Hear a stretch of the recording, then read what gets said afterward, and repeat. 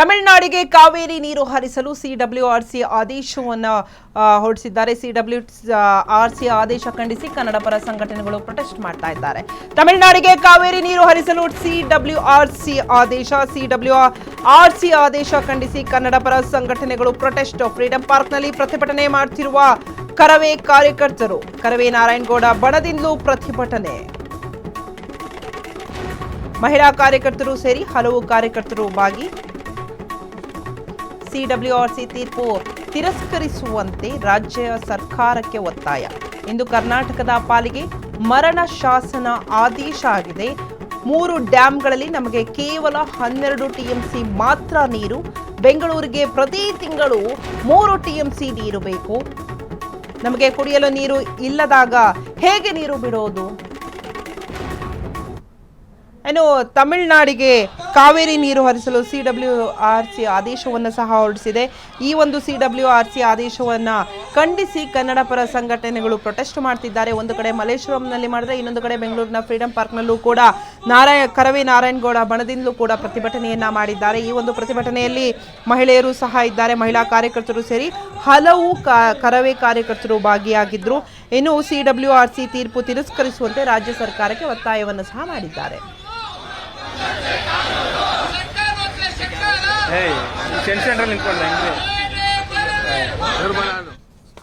ಇನ್ನು ಫ್ರೀಡಂ ಪಾರ್ಕ್ನಲ್ಲಿ ನಡೆಯುತ್ತಿರುವಂತಹ ಏನು ಕರವೇ ನಾರಾಯಣಗೌಡರು ಪ್ರತಿಭಟನೆಯನ್ನ ನಡೆಸಿದರೆ ಅವರು ಮಾಧ್ಯಮದವರ ಜೊತೆ ಮಾತನಾಡಿದ್ದಾರೆ. ನೋಡ್ಕೊಂಬನ್ನಿ. ದಿನಕ್ಕೆ 3500 ಕ್ಯೂಸೆಕ್ ನೀರನ್ನ ತಮಿಳುನಾಡಿಗೆ ಬಿಡಿ ಅಂತ ಹೇಳಿ ಕಾವೇರಿ ನಿಯಂತ್ರಣ ಸಮಿತಿ ಏನು ಆದೇಶ ಮಾಡಿದೆ, ಆ ಆದೇಶವನ್ನ ನಾವು ಗೌರವಿಸಲಿಕ್ಕೆ ಇವತ್ತು ನೀರಿಲ್ಲದ ಕಾರಣ ಕರ್ನಾಟಕಕ್ಕೆ ಸಾಧ್ಯ ಇಲ್ಲ ಅನ್ನೋದನ್ನ ಹೇಳಬೇಕಾಗುತ್ತೆ. ಇವತ್ತು 15 ದಿವಸಗಳ ಕಾಲ 4.5 ಟಿಎಂಸಿ ನೀರನ್ನ ಎಲ್ಲಿಂದ ನಾವು ಕೊಡ್ಲಿಕ್ಕೆ ಸಾಧ್ಯ? ಇವತ್ತು ನಮ್ಮ ಡ್ಯಾಮ್ಗಳಲ್ಲಿ ಇರೋದೇ 12 ಟಿಎಂಸಿ. ಒಂದು ಬೆಂಗಳೂರಿಗೆ ತಿಂಗಳಿಗೆ 3 ಟಿಎಂಸಿ ನೀರು ಕುಡಿಲಿಕ್ಕೆ ಬೇಕಾಗಿದೆ. ಕುಡಿಲಿಕ್ಕೆ ನೀರಿಲ್ಲದೆ ಇರುವಾಗ ತಮಿಳುನಾಡಿಗೆ ವ್ಯವಸಾಯಕ್ಕೆ ನೀರು ಕೊಡಿ ಅಂತ ಕೇಳೋದ್ರಲ್ಲಿ, ಆದೇಶ ಮಾಡೋದ್ರಲ್ಲಿ ಏನು ಅರ್ಥ ಇದೆ ಅನ್ನೋದನ್ನ ನಾವು ತೀರ್ಮಾನವನ್ನ ಮಾಡಬೇಕಾಗತ್ತೆ. ತಮಿಳುನಾಡಿನ ರಾಜಕೀಯ ಪಕ್ಷಗಳು ಪದೇ ಪದೇ ಕೇಂದ್ರದ ಲಾಬಿ ಮಾಡಿ ನಮ್ಮ ಮೇಲೆ ಇಂಥ ಮರಣ ಶಾಸನವನ್ನ ಬರೀಲಿಕ್ಕೆ ಸಂಚು ಮಾಡೋದಾದ್ರೆ ನಾವು ರಾಜ್ಯ ಸರ್ಕಾರ ಸರಿಯಾಗಿ ಅವರಿಗೆ ಉತ್ತರವನ್ನ ಕೊಡಬೇಕಾಗುತ್ತೆ. ತಕ್ಷಣ ರಾಜ್ಯ ಸರ್ಕಾರ ಕಾವೇರಿ ನೀರು ನಿವಾರಣಾ ಪ್ರಾಧಿಕಾರದ ಮುಂದೆ ನಮ್ಮ ಮನವಿಯನ್ನ ಸಲ್ಲಿಸಬೇಕಾಗುತ್ತೆ. ಇವತ್ತಿನ ಸಂದರ್ಭದಲ್ಲಿ ನಮ್ಮ ಯಾವ ಡ್ಯಾಮ್ಗಳಲ್ಲಿ, ಅದು ಕೆಆರ್ಎಸ್ ಇರಬಹುದು, ಕಬಿನಿ ಇರಬಹುದು, ಹಾಗೆ ಆರಂಗಿ ಡ್ಯಾಮ್ಗಳಲ್ಲೂ ಸಹ ನೀರಿಲ್ಲದ ಕಾರಣ ನಾವು ನೀರು ಕೊಡ್ಲಿಕ್ಕೆ ಸಾಧ್ಯ ಇಲ್ಲ.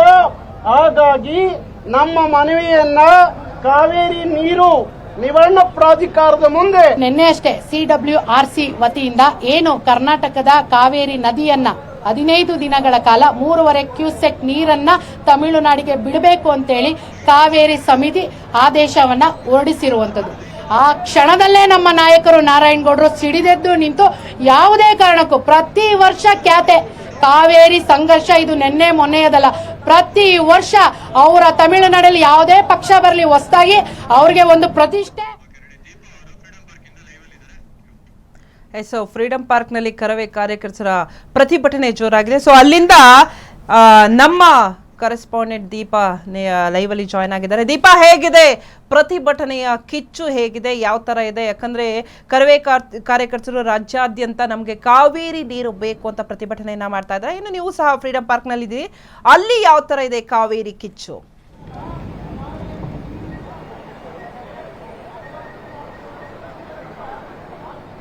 ಎಸ್ ಶಿಲ್ಪ, ಏನು ಈಗಾಗಲೇ ಕರ್ನಾಟಕ ಉಳಿಸಿ ಕಾವೇರಿ ಉಳಿಸಿ ಅನ್ನುವಂತಹ ಘೋಷಣೆಯೊಂದಿಗೆ ಕರ್ನಾಟಕ ರಕ್ಷಣಾ ವೇದಿಕೆ ಇಂದು ಬೆಂಗಳೂರಿನ ಫ್ರೀಡಂ ಪಾರ್ಕ್ನಲ್ಲಿ ಸಿಡಬ್ಲ್ಯೂಆರ್ಸಿ ನೀಡಿರುವಂತಹ ಅವೈಜ್ಞಾನಿಕ ಹೇಳಿಕೆಯನ್ನ ಆದೇಶವನ್ನ ಹಿಂಪಡೆಯಬೇಕು ಅಂತ ಬೆಂಗಳೂರಿನ ಫ್ರೀಡಂ ಪಾರ್ಕ್ನಲ್ಲಿ ಇಂದು ಕರವೇ ಅಧ್ಯಕ್ಷರಾಗಿರುವಂತಹ ನಾರಾಯಣಗೌಡ ಅವರ ನೇತೃತ್ವದಲ್ಲಿ ಇಂದು ಬೆಂಗಳೂರಿನ ಫ್ರೀಡಂ ಪಾರ್ಕ್ ನಲ್ಲಿ ಪ್ರತಿಭಟನೆ ನಡೀತಾ ಇರುವಂತದ್ದು. ಇದು ಸದ್ಯ ಬೆಂಗಳೂರಿನ ಫ್ರೀಡಂ ಪಾರ್ಕ್ ನಲ್ಲಿ ನೂರಾರು ಕಾರ್ಯಕರ್ತರು ಕರವೇ ಅಧ್ಯಕ್ಷರು, ಅದರ ಜೊತೆಗೆ ಕಾರ್ಯಕರ್ತರು, ಮಹಿಳಾ ಕಾರ್ಯಕರ್ತರು ಕೂಡ ನೂರಾರು ಸಂಖ್ಯೆಯಲ್ಲಿ ಭಾಗವಹಿಸಿರುವಂತದ್ದು. ಸದ್ಯ ನಾನು ತೋರಿಸ್ತಾ ಹೋಗ್ತೀನಿ.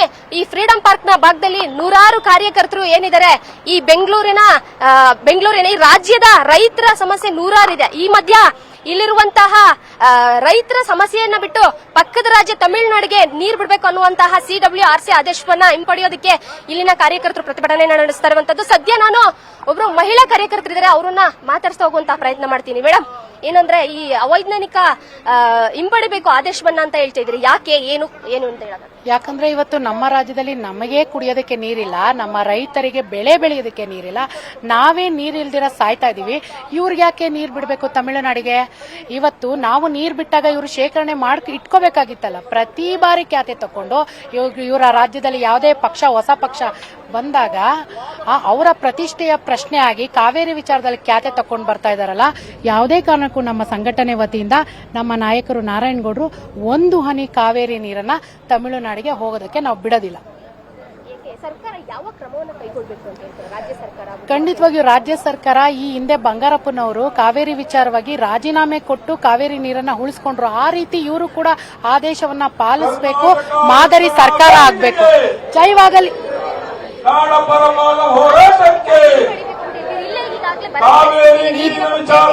ಇದು ಸಾಂಕೇತಿಕ ಪ್ರತಿಭಟನೆ ಅಷ್ಟೇ. ಸರ್ಕಾರ ಈ ವಿಚಾರವಾಗಿ ನಿಲ್ಲಿಲ್ಲ ಅಂದ್ರೆ ಉಗ್ರವಾದ ಹೋರಾಟಕ್ಕೆ ಕರವೇ ಮುಂದಾಗುತ್ತೆ.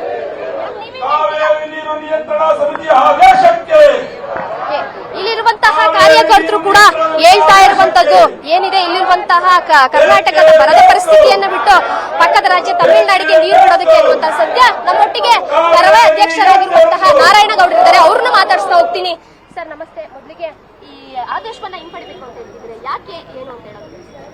ಯಾಕೆ ಅಂದ್ರೆ ಕರ್ನಾಟಕದಲ್ಲಿ ನಮ್ಮ ಡ್ಯಾಮ್ಗಳಲ್ಲಿ ನೀರಿಲ್ಲದ ಕಾರಣ ಇವತ್ತು ಕಾವೇರಿಯ ನೀರು ನಿಯಂತ್ರಣ ಸಮಿತಿ ದೆಹಲಿಯಲ್ಲಿ ಕುತ್ಕೊಂಡು ಆದೇಶ ಮಾಡಿಬಿಟ್ರೆ ಎಲ್ಲಿಂದ ನಾವು ನೀರು ಕೊಡಬೇಕು?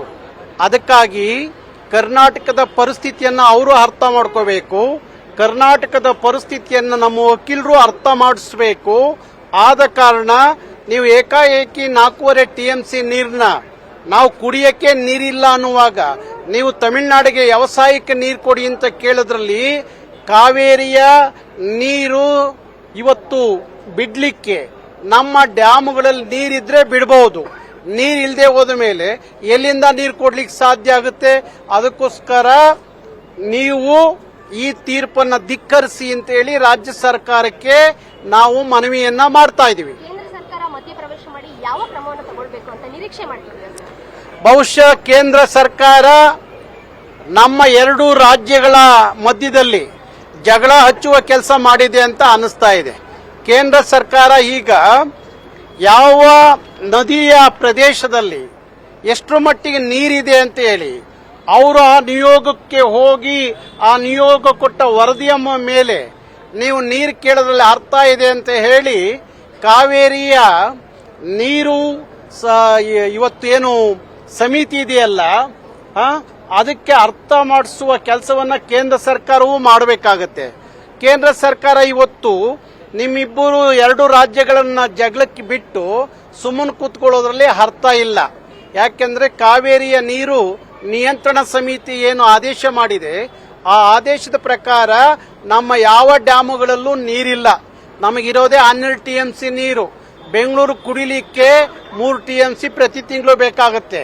ನಾವು 4.5 TMC ತಮಿಳುನಾಡಿಗೆ ಬಿಟ್ರೆ ಕುಡಿಯುವ ನೀರಿಗೆ ನಾವೇನು ಮಾಡಬೇಕು ಅನ್ನೋದನ್ನ ಸರಿಯಾದ ರೀತಿಯಲ್ಲಿ ರಾಜ್ಯ ಸರ್ಕಾರ ಇವತ್ತು ಕಾವೇರಿ ನಿರ್ವಹಣಾ ಪ್ರಾಧಿಕಾರ ಏನಿದೆ ಅದರ ಮುಂದೆ ವಾದವನ್ನ ಮಂಡಿಸಬೇಕಾಗತ್ತೆ ಕರ್ನಾಟಕದ ಪರವಾಗಿ. ಆದೇಶವನ್ನ ಹಿಂಪಡೆಯದಿದ್ರೆ ಮುಂದಿನ ಹೋರಾಟದ ರೂಪರೇಷೆ ಹೇಗಿರುತ್ತೆ? ಆದೇಶ ಹಿಂಪಡಿತಾರೋ ಇಲ್ವೋ ಗೊತ್ತಿಲ್ಲ. ಆದೇಶಕ್ಕೇನಾದ್ರೂ ಮಣಿದು ರಾಜ್ಯ ಸರ್ಕಾರ ನೀರು ಕೊಟ್ರೆ 91ರಲ್ಲಿ ಹಾಗೆ ಕರ್ನಾಟಕ ಭುಗಿಲೇಳ್ತಲ್ಲ ಹಾಗೆ ಮತ್ತೆ ಕರ್ನಾಟಕ ಭುಗಿಲೇಳುತ್ತೆ. ಇದಿಷ್ಟು ಕರ್ನಾಟಕ ರಕ್ಷಣಾ ವೇದಿಕೆಯ ನಾರಾಯಣಗೌಡರಾಗಿರುವಂತಹ ಕರ್ನಾಟಕ ರಕ್ಷಣಾ ವೇದಿಕೆ ಅಧ್ಯಕ್ಷರಾಗಿರುವಂತಹ ನಾರಾಯಣಗೌಡರ ಅವರ ಮಾತಾಗಿತ್ತು. ಸದ್ಯ CWRC ನೀಡಿರುವಂತಹ ಈ ಆದೇಶವನ್ನ ಆದಷ್ಟು ಬೇಗ ಹಿಂಪಡೆಯಬೇಕು ಅನ್ನುವಂತಹ ಮಾತನ್ನ ಅವರು ಹೇಳ್ತಾ ಇರುವಂತದ್ದು. ಥ್ಯಾಂಕ್ ಯು ದೀಪಾ ನಿಮ್ಮೆಲ್ಲ ಡೀಟೇಲ್ಸ್ಗಾಗಿ.